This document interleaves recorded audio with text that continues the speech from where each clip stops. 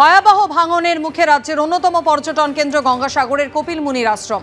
আজও 1 থেকে 5 নম্বর পর্যন্ত স্নানঘাটের রাস্তা তলিয়ে গিয়েছে, সেই ছবি দেখা যাচ্ছে। অন্যদিকে উত্তাল সমুদ্র।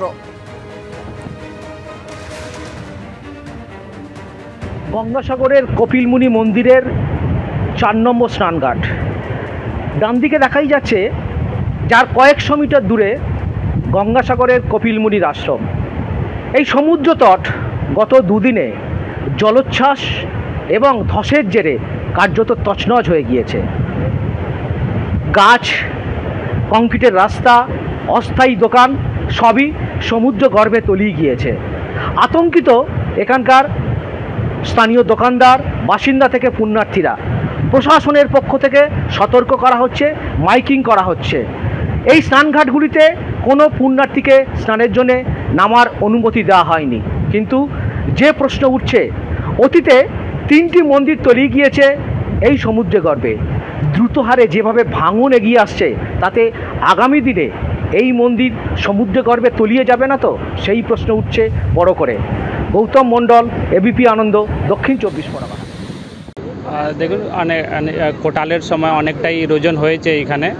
আমরা যাতে কি পিলগ্রিমসদের সিকিউরিটির জন্য অন্যদিকে শিফট করছি, যাতে কি স্নান করতে কোনো রকম সমস্যা না হয়। তার সাথে প্রশাসনের তরফ থেকে পাবলিককে সবসময় ওয়ার্নিং দেওয়া হচ্ছে, মাইকিং করা হচ্ছে, যাতে কি কোনো রকম দুর্ঘটনা না ঘটে। এমনি কোটালের সময় তো ইরোজন হয়েছে, এটা প্রত্যেক বছরই এটা ফ্রিকুয়েন্ট আছে। এবারে একটু বেশি হয়েছে, কিন্তু প্রশাসনের তরফ থেকে যা ব্যবস্থা নেওয়ার আছে সেটা অবশ্যই নেওয়া হবে।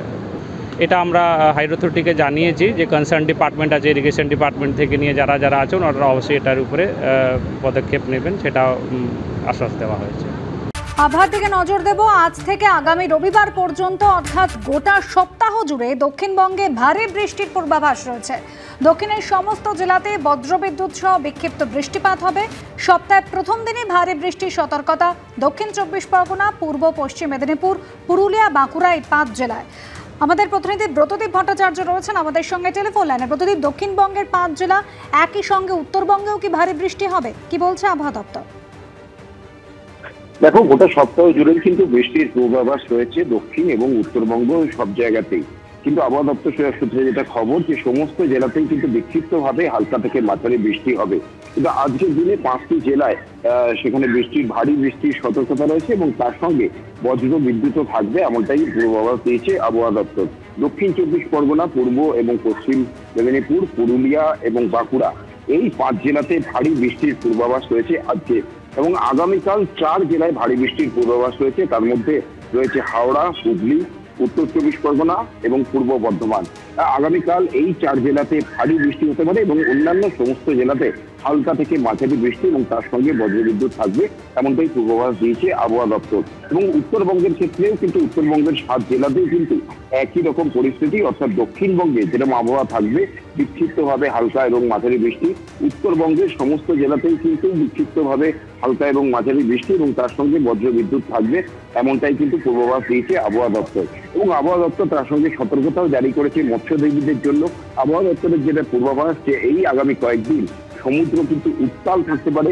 সেই অবস্থায় মৎস্যজীবীরা সমুদ্রে গেলে বিপদ ঘটার আশঙ্কা রয়েছে। সেই কারণে মৎস্যজীবীদের সমুদ্রে যাওয়ার ক্ষেত্রে তারা সতর্ক করেছেন, যাতে মৎস্যজীবীরা সমুদ্রে না যান। তাছাড়া কিন্তু সমস্ত জেলাতেই একটা বজ্রবিদ্যুৎ সহ বৃষ্টির পূর্বাভাস রয়েছে। তাই যখন বৃষ্টি হবে বা ওই ধরনের পরিস্থিতি তৈরি হবে, সাধারণ মানুষ যেন কোনো আশ্রয়ে থাকে, সেই সতর্কতাই দিয়েছে আবহাওয়া দপ্তর। অনুষ্কা, ধন্যবাদ ব্রতদীপ।